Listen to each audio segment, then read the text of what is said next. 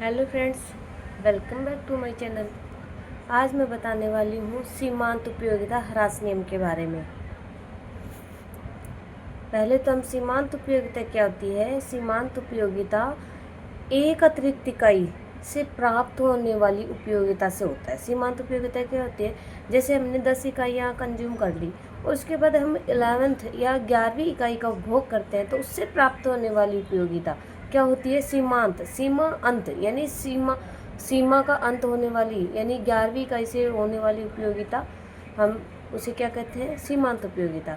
और ह्रास नियम क्या होता है कि जैसे जैसे हम किसी भी अतिरिक्त इकाइयों का कंज्यूम करते जाएंगे, जैसे 1 का करा, 2 का करा, 3 का करा, इस तरह से उनकी सीमांत उपयोगिता है जो घटती चली जाएगी, उसे क्या कहते हैं, सीमांत उपयोगिता ह्रास नियम। अब हम बुकिश लैंग्वेज में पढ़ते हैं।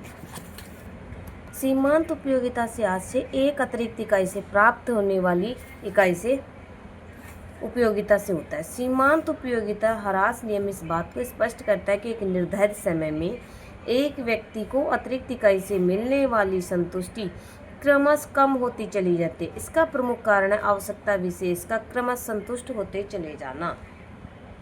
सीमांत उपयोगिता ह्रास नियम क्या है कि एक तो इसमें एक निश्चित समय में, ऐसे नहीं कि एक इकाई हमने अभी कंज्यूम कर ली 1-2 घंटे बाद, तो जरूरी नहीं है कि वह सीमांत उपयोगिता घटे ही।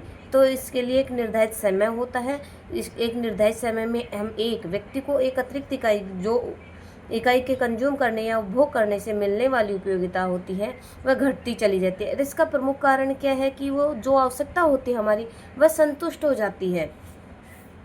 विश्व में विभिन्न वस्तुओं के उपभोग के पीछे भी यही नियम क्रियाशील होता है। एक व्यक्ति एक ही वस्तु को बहुत अधिक मात्रा में रखने की अपेक्षा अनेक प्रकार की वस्तुओं को थोड़ी थोड़ी मात्रा में रखना अधिक पसंद करता है। क्या हम एक ही चीज़ खाना चाहेंगे? नहीं, हम अलग अलग चीज़ों को टेस्ट करना चाहेंगे, अलग अलग मात्रा में उनको कंज्यूम करना चाहेंगे। तो व्यक्ति का स्वाभाविक है कि वह अलग अलग चीज़ों को कंज्यूम करना चाहेगा।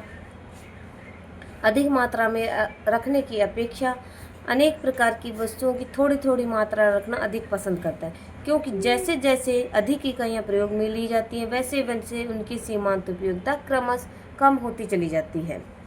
सीमांत उपयोगिता ह्रास नियम को गोसेन का प्रथम नियम या संतुष्टि का नियम भी कहते हैं। आधुनिक अर्थशास्त्री इसको सीमांत प्रतिस्थापन के नियम से जानते हैं। अब इसके सीमांत उपयोगिता ह्रास नियम के, एक तो इसको गोसेन का प्रथम नियम कहते हैं, इसके नाम देखिए। एक तो गोसेन का प्रथम नियम सीमांत उपयोगिता ह्रास नियम, इसे संतुष्टि का नियम भी कहते हैं, इसे आधुनिक अर्थशास्त्री सीमांत प्रतिस्थापन का नियम भी कहते हैं। अब इसकी डेफिनेशन देखते हैं हम। हेंडरसन के अनुसार एक वस्तु की सीमांत उपयोगिता उसकी मात्रा में वृद्धि के साथ साथ घटती है। कहने का तात्पर्य है कि जैसे जैसे हम किसी वस्तु का उपभोग उसकी मात्रा में वृद्धि करते हैं, उपभोग की मात्रा में वृद्धि करते हैं, वैसे वैसे उसकी उपयोगिता घटती चली जाती है। इसी प्रकार बोल्डिंग ने कहा है, उपभोक्ता जैसे जैसे किसी वस्तु का उपभोग बढ़ाता है और दूसरी वस्तुओं के उपभोग को स्थिर रखता है, तो परिवर्तनशील वस्तु की सीमांत उपयोगिता क्रमश गिरती होती है।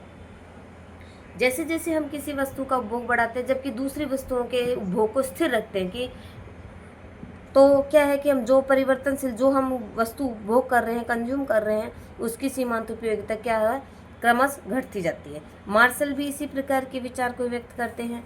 जैसे किसी वस्तु की मात्रा में वृद्धि से जो अतिरिक्त लाभ किसी व्यक्ति को मिलता है, अन्य बातों के समान रहने पर प्रत्येक वृद्धि के साथ घटता है। कहने का तात्पर्य है कि जैसे जैसे हम किसी वस्तु की मात्रा का अधिक उपभोग करते जाएंगे, वैसे वैसे इसकी उपयोगिता घटती जाएगी, और यह अन्य बातें समान रहने पर रहता है। अन्य बातों में हम कई बातें शामिल करते हैं, जैसे उपभोक्ता क्या है, अन्य वस्तु कीमतें हैं, टेस्ट है, वेल्थ है, बहुत सारी चीज़ें हैं जो अन्य बातें उनके समान रहने पर। इसी प्रकार सभी परिभाषाओं से स्पष्ट है कि वस्तु की अधिकाधिक प्रयोग से सीमांत उपयोगिता कम अवश्य होती। अनेक अर्थशास्त्रियों ने अपनी परिभाषा में एक बिंदु के पश्चात या एक सीमा के बाद आदि शब्दों का प्रयोग करता है, अर्थात उनके अनुसार प्रारंभिक अवधि में सीमांत उपयोगिता में वृद्धि संभव है, लेकिन अंततः ह्रास अवश्य ही होता है। अब इसके ह्रास या सीमांत उपयोगिता लागू होने के क्या कारण हैं? अब इसके हम बेसिक्स देखते हैं। जैसे कि पहला है, आवश्यकता विशेष की संतुष्टि संभव है। उपयोगिता ह्रास नियम के लागू होने का महत्वपूर्ण कारण है जैसे जैसे व्यक्ति उपभोग करता चला जाता है वैसे वैसे उसकी आवश्यकता संतुष्ट होती चली जाती है। अतः एक बिंदु ऐसा आता है जबकि उस आवश्यकता पूर्ण रूप से संतुष्ट हो जाती है। अतः प्रथम इकाई के प्रयोग से इसकी आवश्यकता कुछ सीमा तक संतुष्ट हो चुकी होती है। फलस्वरूप द्वितीय इकाई से मिलने वाली सीमांत उपयोगिता कम हो जाती है क्योंकि आवश्यकता की तीव्रता पहले की तुलना में कम हो जाती है। पहला कारण क्या है इसके लागू होने का सीमांत उपयोगिता? आवश्यकता विशेष की संतुष्टि संभव है। यानी कहने का तात्पर्य आवश्यकता विशेष की संतुष्टि हो जाती है। जैसे जैसे हम किसी भी वस्तु का उपभोग करते हैं तो हमारी संतुष्टि होती चली जाती है, जिससे कि हमें उसके जैसे ही हम उसकी अधिक इकाइयों का कंज्यूम करेंगे या उपभोग करेंगे तो वह कम होती चली जाएगी उसकी सीमांत उपयोगिता। दूसरा कारण है, वस्तुएं एक दूसरे की पूर्ण स्थानापन्न नहीं होती हैं। इस नियम के लागू होने का कारण है कि वस्तु एक दूसरे की पूर्ण स्थानापन्न नहीं होती, यहाँ तक कि प्रतिस्थापन वस्तुएं भी कुछ सीमा तक ही एक दूसरे वस्तु को प्रतिस्थापित कर पाती हैं। यद्यपि यदि वस्तुएं एक दूसरे की पूर्ण स्थानापन्न हो जाएं, तब तो उन दोनों में से किसी प्रकार का कोई अंतर नहीं होगा। यदि वे एक ही वस्तु रहेंगी, फलस्वरूप विभिन्न वस्तुओं का एक निश्चित अनुपात में उपयोग करना होता है। यही अनुपात न बना रखा जाए तो उपयोगिता क्रमशः गिरावट आने लगती है। कहने का तात्पर्य है कि एक वस्तु दूसरी वस्तु की पूर्ण स्थानापन्न कभी नहीं होती है। नहीं तो वो अगर दोनों पूर्ण स्थानापन्न होंगी तो वो एक ही वस्तु हो जाएगी। अब इसकी अजम्पशन देखते हैं, मान्यताएं देखते हैं। सीमांत उपयोगिता ह्रास नियम की निम्न मान्यताएं हैं। एक तो मात्रा एवं आकार। सीमांत उपयोगिता ह्रास नियम तभी लागू होगा जबकि एक पदार्थ या एक वस्तु की आदर्श मात्रा एवं आकार में प्रयुक्त की जाए। उदाहरण के लिए पानी पीने के लिए गिलास और रोटी का लगभग सामान्य आकार आवश्यक है। यदि पानी को बूंद बूंद करके और रोटी को छोटे छोटे टुकड़े प्रयोग में लाए जाए तो हो सकता है कि यह नियम आरंभिक अवस्था में लागू न हो। अंततः लागू होता है, लेकिन आरंभिक अवस्था में हमारी आवश्यकता संतुष्ट होने की बजाय और तीव्रता से इच्छा जागृत हो जाए। जैसे कि हमें प्यास लगी है और कोई हमें एक बूंद पानी की दे तो क्या हमारी संतुष्टि होगी? नहीं, हमें और पानी की इच्छा बढ़ती जाएगी। लेकिन एक समय ऐसा आएगा वो कम हो जाएगी। ये नियम लागू अवश्य होगा, लेकिन कुछ देर तक यह नियम हो सकता है और नहीं लागू हो। तो इसका मतलब है कि मात्रा एवं आकार उपयुक्त आकार का होना चाहिए। एक रूपता, होमोजीनियस, वस्तु के गुणों में भी कोई परिवर्तन नहीं होना चाहिए। जैसे कि पहली इकाई प्रयोग में लाई गई थी, अतिरिक्त इकाइयाँ भी बिल्कुल वैसी ही होनी चाहिए। उदाहरण के लिए यदि पहली रोटी रूखी और दूसरी रोटी में घी लगा तो नियम लागू नहीं होगा।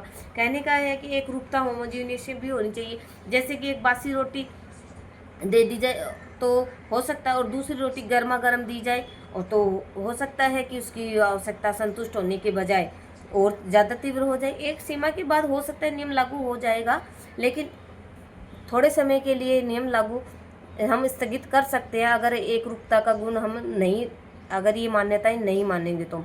उपभोग लगातार हो, यानी कंटिन्यूअस कंजप्शन। नियम की क्रियाशीलता के लिए यह भी आवश्यक है कि उपभोग प्रारंभ करने के पश्चात उस समय तक निरंतर जारी रहना चाहिए जब तक कि आवश्यकता पूर्ण रूप से संतुष्ट न हो जाए। इस समय, स्थान व परिस्थितियों में भी परिवर्तन नहीं होना चाहिए। उदाहरण के लिए पहली रोटी घर में प्रयोग करने के पश्चात दूसरी रोटी यदि किसी पकने के स्थान पर प्रयोग में लाई जाए तो दूसरी रोटी की उपयोगिता अधिक होने की संभावना हो सकती है। कहने का उपभोग लगातार होना चाहिए, समय अंतराल नहीं होना चाहिए। हो सकता है समय अंतराल होने पर तो यह नियम लागू ना हो। और अपरिवर्तित मूल्य, और एक मूल्य, नो चेंज इन प्राइस, कीमत में परिवर्तन नहीं होना चाहिए। जैसे जिस वस्तु का उपभोग किया जा रहा है उस वस्तु के मूल्य में परिवर्तन नहीं हो। यदि उस वस्तु के मूल्य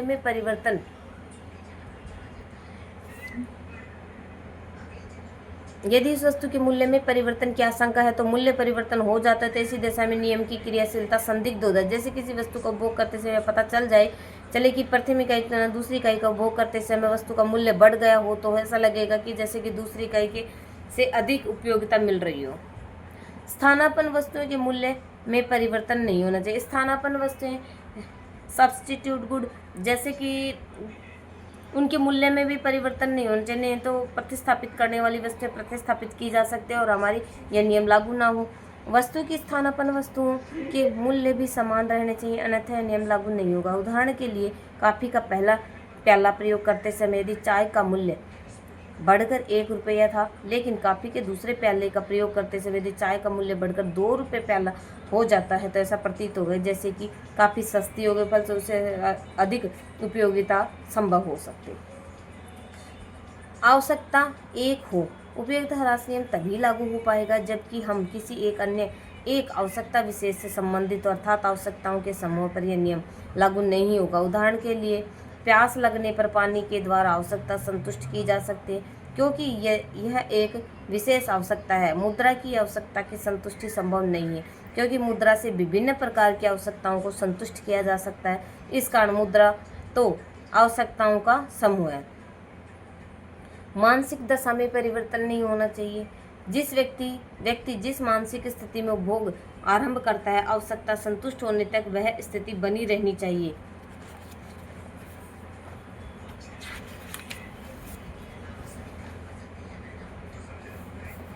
यदि भोजन के बीच में किसी विद्यार्थी को सूचना मिले कि विश्वविद्यालय में प्रथम स्थान प्राप्त किया है, तो खुशी के कारण उसकी मानसिक स्थिति बदल जाएगी, फलस्वरूप शेष भोजन उसको अधिक उपयोगिता प्राप्त हो सकती है। इसी प्रकार उपभोग के मध्य नशीली वस्तुओं के प्रयोग से भी मानसिक स्थिति परिवर्तित होगी। कहने का तात्पर्य है कि जिस स्थिति में वह है और कंजप्शन कर रहा है, वही स्थिति बनी रहनी चाहिए। उसे खुशी या गम का माहौल न क्रिएट किया जाए, जिससे कि नियम लागू होने में बाध्यता होगी। सुखमय अवस्था, उपयोगिता ह्रास नियम सुखमय मानसिक अवस्था में ही क्रियाशील होता है, न कि दुखमय मानसिक अवस्था के अंदर। यदि व्यक्ति दुखमय अवस्था में है तो यह नियम उस समय क्रियाशील नहीं होगा, सामान्य अवस्था में आ जाएगा। प्रदर्शन प्रभाव का अभाव, इस नियम की क्रियाशीलता के लिए भी आवश्यक है कि दूसरों के उपभोग का अनुसरण न करे। यदि यह प्रदर्शन प्रभाव के अंतर्गत है तो उसे अतिरिक्त इकाइयों के उपभोग से अधिक उपयोगिता मिलना संभव हो सकता है।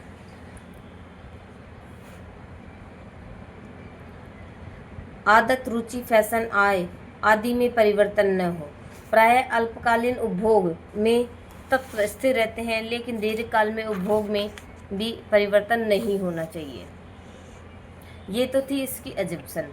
अब हम पढ़ते हैं इसकी व्याख्या, सीमांत उपयोगिता ह्रास नियम की व्याख्या। पहले इसकी 2 प्रकार से व्याख्या दी गई है। एक तो प्राचीन व्याख्या किस तरह से दी गई है, फिर देखेंगे हम आधुनिक व्याख्या। पहले हम प्राचीन व्याख्या देखते हैं। सीमांत उपयोगिता ह्रास नियम अर्थशास्त्र के निश्चित नियमों में से एक है। हम अपने अनुभव से भी जानते हैं कि वस्तु की इकाइयों को जैसे जैसे बढ़ाया जाता है, वैसे वैसे उसकी सीमांत उपयोगिता कम होती चली जाती है। आरंभ में सीमांत उपयोगिता बढ़ती हुई हो सकती है, लेकिन अंत में एक बिंदु के पश्चात उसमें गिरावट अवश्य आती है। सीमांत उपयोगिता ह्रास नियम अर्थशास्त्र का एक सार्वभौमिक नियम कहा जा सकता है। अब देखते हैं इस नियम की व्याख्या। जैसे कि ये यूनिट्स हैं, 8 यूनिट है। जैसे पहली इकाई से हमें सीमांत उपयोगिता कितनी मिल रही है, 5, दूसरी से 10, तीसरी से 15, फिर चौथी से कम होती चली गई। एक हो सकता है हमें तो कुछ समय तक बढ़ती हुई मिले, फिर लेकिन आवश्यकता कि जैसे जैसे हमारी संतुष्टि होती जाएगी वैसे वैसे सीमांत उपयोगिता गिरती चली जाएगी। फिर 10 से 5, 5 से 0 हो जाएगी। लेकिन हम 0 होने के बाद भी अगर उसका कंजप्शन जारी रखते हैं तो हो सकता है हमें वॉमिटिंग हो या उसे अनुपयोगिता मिलना प्रारंभ हो जाती है। जैसे 0 के बाद -5 और -10। अब कुल उपयोगिता क्या है, इनका एडिशन होता है। जैसे कि पहली से 5, 2 इकाइयों से हमें से 15 हो गई, फिर 3 से 30 हो गई। इस तरह से ये कुल उपयोगिता बताई गई है। उपर्युक्त उदाहरण से स्पष्ट है कि पहली व दूसरी तीसरी इकाइयों से क्रमशः बढ़ती हुई सीमांत उपयोगिता प्राप्त हो रही है, किंतु जैसा कि आपको ज्ञात है कि एक सीमा के पश्चात अंत में एक बिंदु के पश्चात सीमांत उपयोगिता में गिरावट अवश्य। उदाहरण के लिए चौथी इकाई का प्रयोग करने पर तीसरी इकाई की अपेक्षा कम सीमांत उपयोगिता प्राप्त हुई है। छठी इकाई पर सीमांत उपयोगिता 0 हो जाती है। इसका आशय है कि पूर्ण संतुष्टि का बिंदु आ गया है। इस बिंदु के पश्चात भी अगर इकाइयों का उपभोग किया जाए तो सीमांत उपयोगिता ऋणात्मक हो जाएगी। इसको कि हम एक डायग्राम के द्वारा भी देख सकते हैं। ये डायग्राम है, ये कुल उपयोगिता है। इसके नीचे सीमांत, नीचे वाले डायग्राम में सीमांत उपयोगिता। पहले हम कुल उपयोगिता देखते हैं। जैसे कि हमने देखा था पहली इकाई से कुल उपयोगिता कितनी मिली 5, फिर दूसरी से सीमांत उपयोगिता 10 मिली थी, तो दोनों को जोड़ के कितनी मिली थी 15, फिर थर्ड से 30। इसी तरह से कुल उपयोगिता छठी इकाई पे अधिकतम हो जाती है और सीमांत उपयोगिता 0 हो जाती है। नीचे के डायग्राम में है, अभी दिखाएंगे आपको, शो नहीं होगा। फिर कुल उपयोगिता घटना प्रारंभ हो जाती है। देखिए ये सीमांत पे पहली इकाई से 5, दूसरी से 10, तीसरी से 15, फिर चौथी इकाई से फिर 10 मिलती है, फिर 5 मिलती है, फिर 0 हो जाती है, फिर -5 और -10। इस तरह से सीमांत उपयोगिता वक्र बनाया गया है। जब सीमांत उपयोगिता अधिकतम होती है तो जब तक सीमांत उपयोगिता बढ़ती है तो कुल उपयोगिता बढ़ती हुई दर से बढ़ती है। ये ध्यान रखने की, जो मैं शब्द बोल रही हूँ उस पर प्लीज़ ध्यान करिए।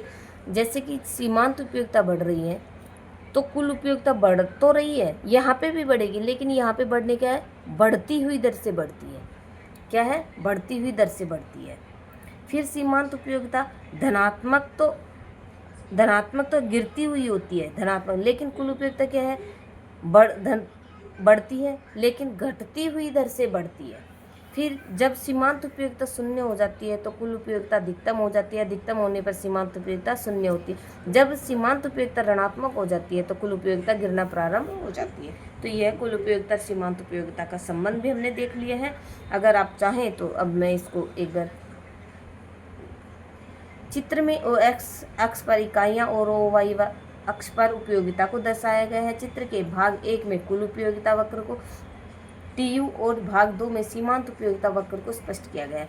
विवेचन से स्पष्ट, रेखा चित्र के भाग में सीमांत उपयोगिता रेखा 3 इकाइयों तक बढ़ती है। सीमांत उपयोगिता बढ़ने के कारण चित्र 1 में दर्शाया गया कुल उपयोगिता वक्र पहली 3 इकाइयों तक अर्थात D बिंदु तक उन्नतोदर कॉन्वेक्स टू ओरिजिन होता है। ये देखो कॉन्वेक्स टू ओरिजिन, इस तरह से। और डी बिंदु को मोड़ को पॉइंट ऑफ इन्फ्लेक्शन का बिंदु कहते हैं। इस बिंदु के पश्चात TU वक्र नतोदर होकर धीमी गति से बढ़ता है। ये नतोदर होकर धीमी गति से बढ़ता है। देखिए मैं एक बार आपको ऐसे दिखा देती हूँ, इस तरह से बनेगा वक्र। ये कुल उपयोगिता इस तरह से। ये क्या है, कॉनकेव टू ओरिजिन है, यहाँ तक डी बिंदु तक। फिर बाद में इसके बाद ये कॉन्वेक्स है, फिर ये कॉनकेव हो जाता है। और इस सीमांत उपयोगिता में गिरावट आरंभ हो गई है और C बिंदु अर्थात छठी इकाई पर सीमांत उपयोगिता 0 है, पूर्ण तृप्ति का बिंदु है। छठी इकाई पर कुल उपयोगिता अधिकतम होगी। छठी इकाई के पश्चात सीमांत उपयोगिता ऋणात्मक होने के कारण कुल उपयोगिता में गिरावट आरंभ हो जाएगी। अब सीमांत उपयोगिता ह्रास नियम की आधुनिक व्याख्या देखते हैं हम। देखते हैं कितना है कि चल कर लेते हैं, 10-15 मिनट का है, हो जाएगा, आधा घंटे का ये चैप्टर कंप्लीट हो जाएगा। सीमांत उपयोगिता ह्रास नियम की आधुनिक व्याख्या। सीमांत प्रतिस्थापन का नियम भी कहते हैं हम, law of diminishing marginal substitution. व्याख्या। सीमांत उपयोगिता ह्रास नियम के अनेक दोषों के कारण आधुनिक अर्थशास्त्रियों ने प्रतिस्थापन नियम का सहारा लिया है और आधुनिक अर्थशास्त्रियों के अनुसार सीमांत उपयोगिता ह्रास नियम की मान्यताओं ने उसे अव्यावहारिक बना दिया। न तो उपयोगिता को मापा जा सकता है, न ही मुद्रा की सीमांत उपयोगिता स्थिर रहती है और न ही उपभोक्ता एक समय में एक ही वस्तु का उपभोग करता है। अतः यह सिद्धांत इस सब अव्यवहारिक मान्यताओं से अलग हटकर वस्तुओं की तुलनात्मक उपयोगिता के आधार पर विश्लेषण करता है। सीमांत प्रतिस्थापकता का ह्रास नियम यह स्पष्ट करता है कि साधनों की सीमितता के कारण उपभोक्ता के समक्ष समस्या उत्पन्न होती है कि वह विभिन्न वस्तुओं से किन वस्तुओं का प्रयोग करे। ऐसी दशा में वह वस्तुओं के तुलनात्मक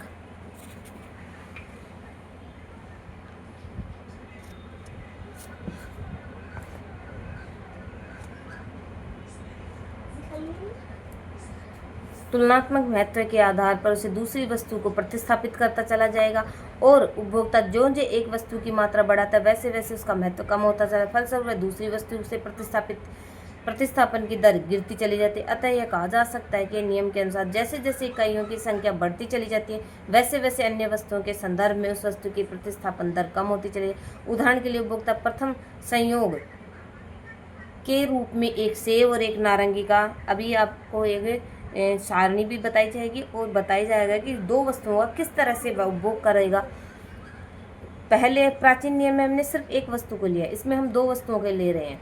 ऐसी दशा में दूसरा सेब प्राप्त करने के लिए वह 3 नारंगियों का त्याग करता है। अब संयोग 2 सेब और 5 नारंगी का हो जाता है। ये नीचे आपको पूरा डायग्राम बताया जाएगा। तीसरे संयोग के रूप में वह तीसरे सेब का प्रयोग करता है, क्योंकि सेब की मात्रा बढ़ने से उसका महत्व कम हो गया। फलस्वरूप वह एक सेब के बदले केवल 2 नारंगियों का ही त्याग करता है। वह सेब व नारंगी का संयोग अनुपात 3 सेब 3 नारंगी हो जाता है। इसी भांति चौथी सेब प्राप्त करने के लिए अकेले एक ही नारंगी का परित्याग करता है, क्योंकि सेब का महत्व और अधिक कम हो गया है। क्योंकि जैसे जैसे कोई भी वस्तु हमारे पास अधिक होती जाती है उसका महत्व कम हो जाता है। जो वस्तु की मात्रा कम होती है उसका महत्व अधिक होता है। दूसरी ओर नारंगियों की संख्या कम होते चले जाने के कारण उसका तुलनात्मक महत्व अधिक बढ़ गया है। उदाहरण से स्पष्ट है कि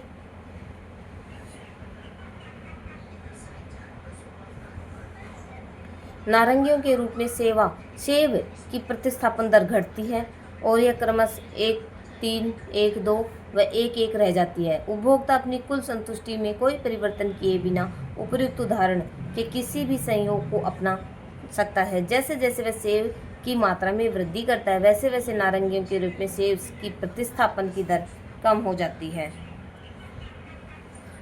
अब देखते हैं, देखिए ये नारंगी है और इधर सेब है। जैसे ही वह पहला संयोग कैसे करता है कि उसके पास 10 नारंगी हैं, या तो वह 10 नारंगियाँ का उपभोग कर सकता है या 10 नारंगियाँ और 1 सेब का उपभोग कर। दूसरा संयोग करेगा तो उसको कितनी 1 सेब प्राप्त करने के लिए उसे 3 नारंगियों का त्याग करना पड़ेगा। फिर 1 सेब और अधिक करने के लिए उसे 2 नारंगियों का, क्योंकि जैसे जैसे सेब की मात्रा बढ़ती जाती है तो उसके पास इनका महत्व कम हो जाता है और इनकी मात्रा कम होती जाती है तो इनका महत्व बढ़ता जाता है। तो वो अधिक कम मात्रा में त्याग करना चाहेगा बाद में। देखो पहले 1 सेब के बदले 3 नारंगियों का त्याग करता है, फिर 1 सेब के बदले फिर 2 नारंगियाँ, फिर 1 सेब के बदले 1 ही नारंगी का परित्याग करता है। और OX पर सेबों की संख्या इधर डायग्राम में OX पर सेबों की संख्या इधर नारंगियों की संख्या दिखाई गई है। जैसे 1 सेब और 10 नारंगी का पहला संयोग F पे प्राप्त कर, अगर वह 1 सेब और अधिक करना चाहता है तो उसे 3 नारंगियों का त्याग करना पड़ेगा और वह ये A संयोग प्राप्त कर लेगा। फिर अगर 1 सेब और लेना चाहेगा तो उसे 1 ही नारंगी का 2 नारंगियों का त्याग करना पड़ेगा और B संयोग पर आ सकता है। इसी प्रकार वह 1 और सेब का उपभोग करना चाहे तो वह 1 और नारंगी का त्याग करना पड़ेगा, तो उसे मिलेंगी 4 सेब और 4 नारंगियाँ। इस तरह से उनका संयोग बनता है और ये हमारा सीमांत उपयोगिता प्रतिस्थापन का नियम। इस तरह से उपभोक्ता जैसे जैसे ही A संयोग से एक और सेब प्राप्त करने के लिए B संयोग पर आता है, उस समय वह सेब के बदले AD अर्थात 2 नारंगियों का परित्याग करता है। इसी प्रकार जब वह 1 और सेब प्राप्त करने C पर आता है तो वह एक अतिरिक्त सेब के लिए BE अर्थात 1 नारंगी का परित्याग करता है और इस प्रकार प्रतिस्थापन की दर हमारी घटती चली जाती है। घट रही है ना, देखो पहले 3 नारंगियों का परित्याग, फिर 2, फिर 1। ये प्रतिस्थापन की सीमांत प्रतिस्थापन की दर ये घटती है। क्या सीमांत प्रतिस्थापन का ह्रास नियम सीमांत उपयोगिता ह्रास नियम पर सुधार है? जी बिल्कुल है। अब देखते हैं किस तरह से। अनेक अर्थशास्त्री मानते हैं कि सीमांत उपयोगिता ह्रास नियम से सीमांत प्रतिस्थापकता ह्रास नियम में कोई विशेष अंतर नहीं है। वस्तुतः गहराई से देखने पर ज्ञात निम्न कारणों से सीमांत प्रतिस्थापकता ह्रास नियम की सीमांत उपयोगिता ह्रास नियम पर सुधार कहा जा सकता है। क्यों? क्योंकि पहले सीमांत प्रतिस्थापकता का नियम उस अवास्तविक मान्यताओं का सहारा नहीं लेता है जो कि सीमांत उपयोगिता ह्रास नियम में अंतर्गत विद्यमान है, क्योंकि उसमें एक वस्तु ली गई थी, मुद्रा की सीमांत उपयोगिता स्थिर मानी गई थी और सीमांत उपयोगिता ह्रास नियम में यह मान लिया गया था कि उपभोक्ता एक समय में एक ही वस्तु का उपयोग करता है, अतः उसके माध्यम से अनेक वस्तुओं के उपभोग का विश्लेषण करना संभव नहीं था। सीमांत प्रतिस्थापकता का ह्रास नियम ने अनेक वस्तुओं के एक साथ प्रयोग का विश्लेषण संभव बना दिया और सीमांत उपयोगिता ह्रास नियम उपयोगिता की गणना करता है, लेकिन वह गणना सही है नहीं, इस संदर्भ में मतभेद विद्यमान। दूसरे सीमांत प्रतिस्थापकता ह्रास नियम के अंतर्गत उपयोगिता की गणना आवश्यक नहीं है, क्योंकि इसमें वस्तुओं के तुलनात्मक महत्व व प्रतिस्थापन दर पर ध्यान केंद्रित किया गया है। और सीमांत उपयोगिता ह्रास नियम में मुद्रा की सीमांत उपयोगिता को स्थिर माना गया, जबकि वास्तव में स्थिर नहीं रहती है। सीमांत प्रतिस्थापकता ह्रास नियम इस दोष को भी दूर करता है, क्योंकि यह तो वस्तुओं के तुलनात्मक महत्व प्रतिस्थापन दर से संबंध हो जाता है, और दो वस्तुओं के मध्य विनिमय दर क्या हो इस बात का निर्णय प्रतिस्थापकता ह्रास नियम के अंतर्गत उन वस्तुओं की सृजनात्मकता महत्व के आधार पर किया जा सकता है। इस प्रकार विनिमय दर को आसानी से निर्धारित किया जा सकता है। अब इस नियम के अपवाद और देखते हैं। कुछ तो दिखावटी अपवाद होते हैं, जैसे उपभोग की इकाई सूक्ष्म हो। यदि उपभोग की इकाई एक आदर्श आकार की न होकर अत्यंत सूक्ष्म इकाई होते हैं, नियम लागू नहीं होगा। यह अपवाद दिखावटी अपवाद है, क्योंकि यह पहले ही माना जा चुका है कि उपभोग की इकाई एक मानक या आदर्श इकाई होनी चाहिए। हम पहले ही मान्यताओं में मान चुके हैं। दुर्लभ या विलक्षण वस्तुएं, इनकी अगर दुर्लभ व विलक्षण वस्तुएं होती हैं, उनकी तो सीमांत उपयोगिता घटने का सवाल ही नहीं होता, क्योंकि दुर्लभ वस्तुएं वे ऐसी वस्तुएं होती है जिन्हें जितना कलेक्ट करते जाएंगे हमारी लालसा और बढ़ती जाएगी। ये नियम लागू नहीं होता, क्योंकि जैसे दुर्लभ डाक टिकट, पेंटिंग, दुर्लभ सिक्कों आदि के संदर्भ में देखा जाता है कि इनको कितनी ही मात्रा में एकत्र कर लिए जिनकी उपयोगिता कभी कमी नहीं आती है। मादक वस्तुओं का प्रयोग, ऐसे व्यक्ति जो मादक व नशीली वस्तुओं का उपयोग करते हैं, उनको उन नशीली वस्तुओं की अतिरिक्त इकाइयों की अधिक उपयोगिता मिलती है। और जैसे जैसे शराबी को पहले की अपेक्षा दूसरे तीसरे से अधिक उपयोगिता प्राप्त हो सकती है, तो कहा जा सकता है नियम नशीली वस्तुओं के संदर्भ में लागू नहीं होता है।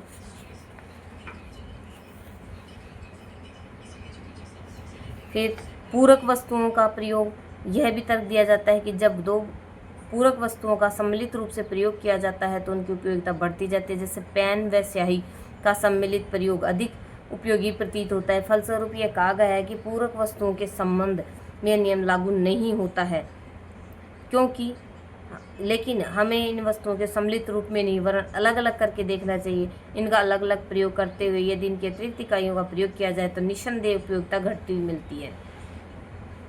मुद्रा की इच्छा, वह बताया गया है मुद्रा की इच्छा कभी संतुष्ट नहीं होती, लेकिन जैसा कि पहले बताया जाएगा मुद्रा की एक आवश्यकता का नाम नहीं है, वरन इसमें तो अनेक आवश्यकताएं पूरी की जा सकती हैं। अतः मुद्रा की आवश्यकताओं के समूह का नाम है, और मान्यताओं से पहले ही कहा जा चुका है कि हम क्रियाशीलता, नियम की क्रियाशीलता की आवश्यकता है कि एक ही होनी चाहिए।